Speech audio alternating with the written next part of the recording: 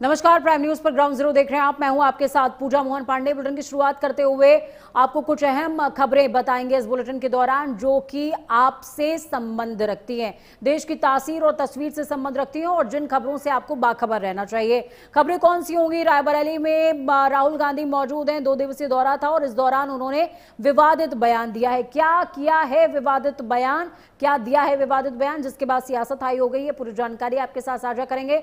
दूसरी तरफ BSP supremo ने कांग्रेस सांसद तनुज पुनिया को लौटाया है। क्या कुछ घटनाक्रम है, खबर क्या है, पूरी जानकारी देंगे।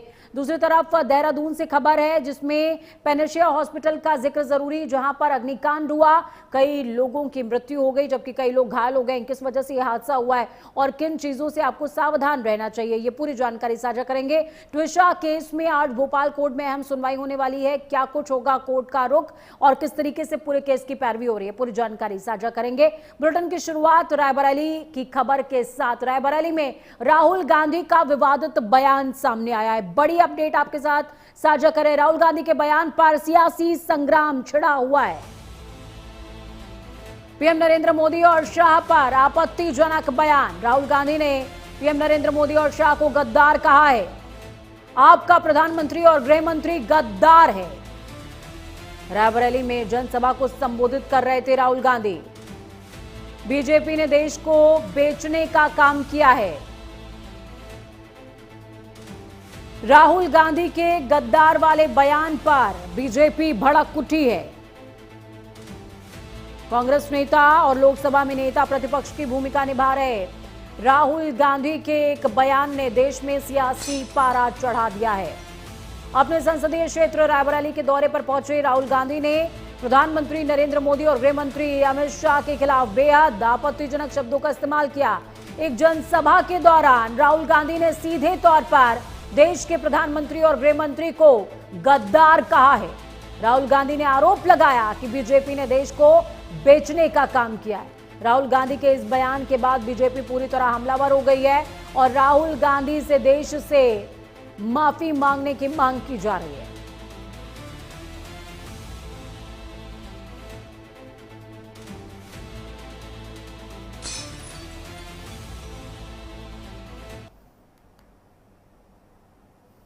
जोड़ने से कुछ नहीं होने वाला है, खड़ा होना पड़ेगा, लड़ना पड़ेगा।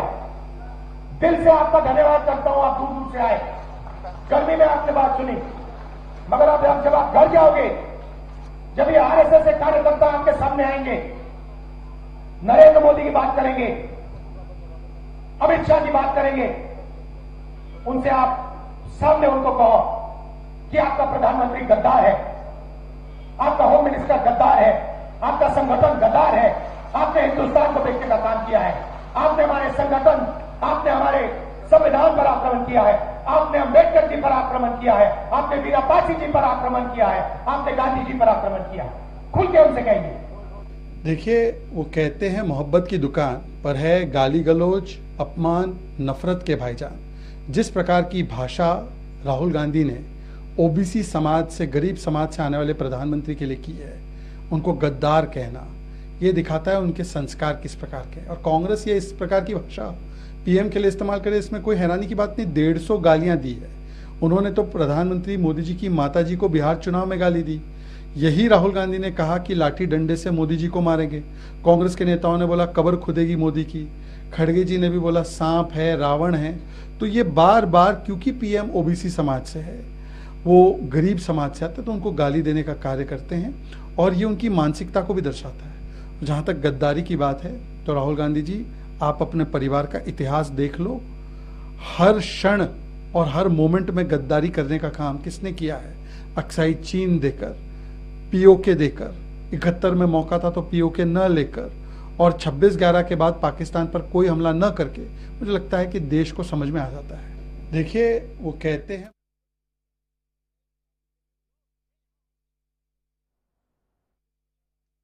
तो राहुल गांधी के गद्दार वाले बयान पर सियासत हाई हो गई है। हालांकि इसके बाद लगातार बीजेपी हमलावर नजर आ रही है। प्रधानमंत्री नरेंद्र मोदी और गृह मंत्री अमित शाह को गद्दार कहा है राहुल गांधी ने, जिसके बाद सियासत अपने चरम पर देखने को मिल रही है।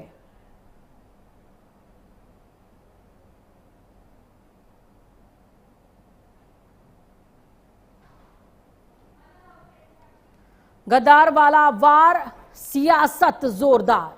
पीएम नरेंद्र मोदी और अमित शाह को राहुल गांधी ने गद्दार कहा है। चले सीधे ग्राउंड जीरो का रुख करते हैं। हमारे साथ में आशीष वर्मा जुड़ गए हैं, सहयोगी संवाददाता।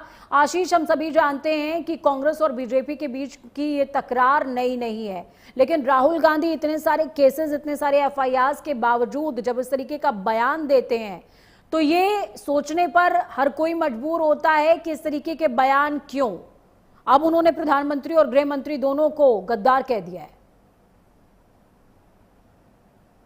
एफआईआर नहीं है, इससे पहले कई एफआईआर हो चुकी हैं और वो कई एफआईआरों के वो अभी तक की अगर देखा जाए तो बाकायदा कोर्ट की जो तारीखें पड़ रही हैं उन पर भी लगातार वो पहुंच रहे हैं। ऐसे में कल जिस तरीके से राहुल गांधी ने बयान दिया है, एक जनसभा के दौरान जो बयान दिया, उस बयान को लेकर के अब कहीं ना कहीं सियासी गलियारे में भी काफी हलचल तेज हो गई है। राहुल गांधी ने जिस तरीके से बयान दिया है, प्रधानमंत्री नरेंद्र मोदी और अमित शाह को गद्दार बताया है। हालांकि आम जनता के बीच में ये बयान दिया है और आम जनता से भी कहा है कि जिस तरीके से देश में महंगाई बढ़ रही है, पेट्रोल और डीजल के जो दाम बढ़ रहे हैं, गैस के जो दाम बढ़ रहे हैं, इसको भी लेकर के चर्चा की है। हालांकि राहुल गांधी के इस बयान के बाद से सियासी गलियारे में भी हलचल है। वहीं अगर बात की जाए भारतीय जनता पार्टी की, तो भारतीय जनता पार्टी ने भी पलटवार किया है। भारतीय जनता पार्टी ने कहा है कि राहुल गांधी संतुलन अपना खो चुके हैं। राहुल गांधी को शब्दों की मर्यादा को ख्याल में रखना चाहिए। राहुल गांधी के ऊपर कई एफआईआर है, लेकिन वो अपने शब्दों की मर्यादा को बरकरार नहीं रख रहे। हालांकि इस बयान के बाद अगर देखा जाए तो बीजेपी के जो प्रवक्ता है राकेश त्रिपाठी, उनका भी बयान आया है। अब फिलहाल इस बयान के बाद से कहीं ना कहीं राजनीतिक गलियारे में हलचल जरूर से दिखाई दे रही है। राजनीतिक गलियारे में हलचल जरूर दिखाई दे रही है। बीजेपी के प्रवक्ता बयान दे रहे हैं, नेता बयान दे रहे हैं, लेकिन सिर्फ माफी मांगने की अपील है यहां पर आशीष, या फिर किसी तरह की कोई एफआईआर भी कहीं पर लॉन्च होती नजर आई है? देखिए, अभी तक की जिस तरीके से बात की जाए कि अभी तक जिस तरीके से जो बीजेपी की तरफ से जो बयानबाजी हुई है, उस बयानबाजी में कि राहुल गांधी माफी मांगे। हालांकि एफआईआर की बात अभी तक सामने नहीं आई है। कहीं ना कहीं आगे आने वाले समय में राहुल गांधी पर एक एफआईआर जरूर दर्ज कराई हुई बीजेपी पार्टी कहीं ना कहीं दर्ज जरूर कराएगी। लेकिन जिस तरीके से राहुल गांधी ने देश के प्रधानमंत्री नरेंद्र मोदी और अमित शाह को गद्दार वाला जो शब्द यूज किया है, ये कहीं ना कहीं मर्यादा के विपरीत है और इस तरीके की जो भाषा है राहुल गांधी को वो प्रयोग नहीं करनी चाहिए। क्योंकि अगर देखा जाए सार्वजनिक मंच से और राहुल गांधी जिस तरीके